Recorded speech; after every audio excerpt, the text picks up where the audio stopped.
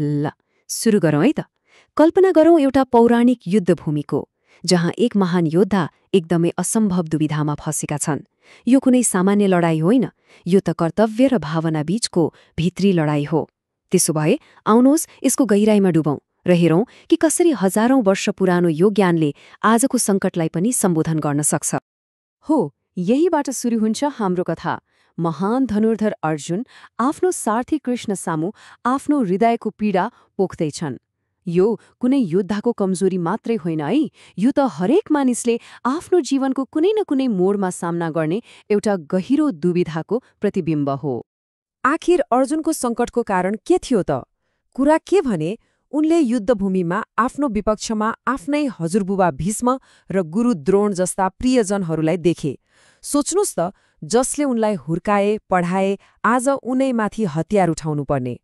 यो सोचेरै उनको मन शोकले भरियो र शरीर काप्न थाल्यो। र अन्ततः आफ्नै तर्क र भावनाको बोझले थिचिएर अर्जुनले आफ्नो निर्णय सुनाउँछन्, म लड्दिन। उनले आफ्नो धनुष र बाण एकातिर राख्छन् र रथमा थचक्क बस्छन्। उनी त्यो बेला पूर्ण रूपमा निराश र दिशाहीन भएका छन्। अब यहाँनिर कृष्णले युद्धको रणनीतिको कुरा सुरु गर्दैनन्, बरु उहाँले कुराकानीलाई एउटा बिल्कुलै फरक, एउटा गहिरो स्तरमा लैजानुहुन्छ। उहाँले वास्तविकताको एउटा यस्तो सत्यको बारेमा बताउन थाल्नुहुन्छ जसले अर्जुनको सम्पूर्ण दृष्टिकोणलाई नै बदलिदिन्छ। कृष्णले अर्जुनलाई आत्माको अवधारणासँग परिचित गराउनुहुन्छ।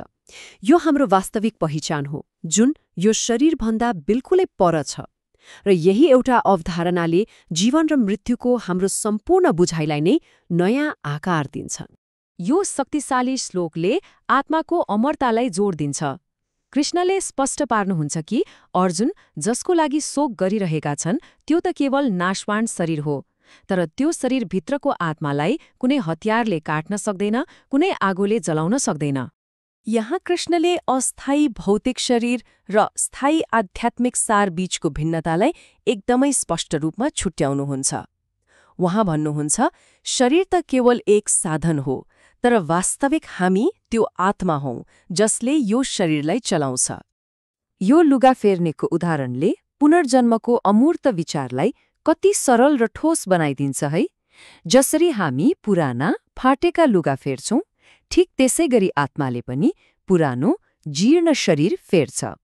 यसको मतलब मृत्यु अन्त्य होइन, केवल एक परिवर्तन हो। अब कृष्ण दार्शनिक कुराबाट व्यवहारिक पक्षतर्फ लाग्नुहुन्छ।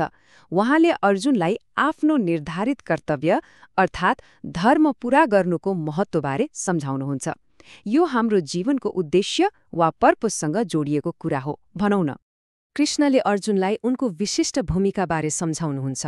एक योद्धाको रूपमा न्यायको लागि लड्नु उनको परम कर्तव्य हो। यो व्यक्तिगत इच्छा वा अनिच्छाको कुरा होइन, यो त आफ्नो धर्म निर्वाह गर्ने कुरा हो, आफ्नो जिम्मेवारी पूरा गर्ने कुरा। कृष्णले अर्जुन सामु दुईवटा स्पष्ट मार्गहरू प्रस्तुत गर्नुहुन्छ। कि त आफ्नो कर्तव्यबाट भागेर अपमानित जीवन जिउनु, कि त आफ्नो धर्मको पालना गरेर परिणाम जे भए पनि गौरव प्राप्त गर्नु। अब छनौट एकदमै स्पष्ट छ। यो कृष्णको प्रत्यक्ष र शक्तिशाली आदेश हो। यो केवल अर्जुनलाई युद्धको लागि उक्साउनु मात्र होइन, बरु आफ्नो कर्तव्य पथमा दृढ रहनको लागि एक आह्वान हो। र यो संवादको एक महत्त्वपूर्ण मोड पनि हो। अब हामी गीताको सबैभन्दा केन्द्रीय शिक्षामा प्रवेश गर्दैछौँ, कर्मको फलमा नबाँधिएर काम गर्ने कला अर्थात् कर्मयोग। साँच्चै भन्नुपर्दा यो संसारमा कसरी काम गर्ने, कसरी आफ्नो जीवन जिउने भन्नेबारे एउटा क्रान्तिकारी विचार हो। यो श्लोक त सायद गीताको सबैभन्दा प्रसिद्ध श्लोक नै हो। कृष्णले यहाँ के भन्नुहुन्छ भने हाम्रो अधिकार, हाम्रो नियन्त्रण भनेको केवल आफ्नो कर्ममा छ, त्यसबाट के परिणाम आउँछ भन्नेमा होइन। त्यसैले हाम्रो ध्यान काममा हुनु पर्यो, फलको चिन्तामा होइन। यसलाई सरल आधुनिक शब्दहरूमा भन्नुपर्दा कृष्णले हामीलाई प्रक्रियामा रमाउन सिकाउँदै हुनुहुन्छ। चाहे त्यो हाम्रो जागिर होस्, पढाइ होस् वा कुनै सृजनात्मक काम, जब हाम्रो ध्यान केवल काममा हुन्छ, परिणामको चिन्ताले हामीलाई विचलित गर्दैन र हामी आफ्नो उत्कृष्ट प्रदर्शन गर्न सक्छौं। अच्छा, यो सम्भावको अवस्था कसरी प्राप्त गर्ने त? आसक्ति बिना कर्म गरेर। जब हामी परिणामको बारेमा चिन्तित हुँदैनौं, तब हामी जीवनका उतार चढावहरूमा स्थिर रहन सक्छौं। कृष्ण भन्नुहुन्छ, कर्ममा यही कुशलता, यही सन्तुलन नै वास्तवमा योग हो। अब कृष्णले एक आदर्श व्यक्तिको चित्र प्रस्तुत गर्नुहुन्छ जसको बुद्धि स्थिर छ र जसले भित्री शान्ति प्राप्त गरेको छ। यस्तो व्यक्ति कस्तो हुन्छ होला, उसको जीवनशैली कस्तो हुन्छ? अर्जुन आफैले यो प्रश्न सोध्छन्, जसले गर्दा कृष्णको उत्तर अझै सान्दर्भिक बन्छ। अर्जुन जान्न चाहन्छन् कि यस्तो ज्ञानी व्यक्ति कसरी बोल्छ, कसरी बस्छ, कसरी हिँड्छ, उसको व्यवहार कस्तो हुन्छ। कृष्णले यहाँ स्थिर बुद्धिका गुणहरू एक एक गरेर बताउनुहुन्छ। यस्तो व्यक्ति बाहिरी परिस्थितिबाट प्रभावित हुँदैन। उसको खुशी र शान्तिको स्रोत बाहिर होइन, भित्र हुन्छ। ऊ सुखमा मात्तिदैन, दुःखमा आत्तिदैन। कछुवाको यो उदाहरण कति शक्तिशाली छ है।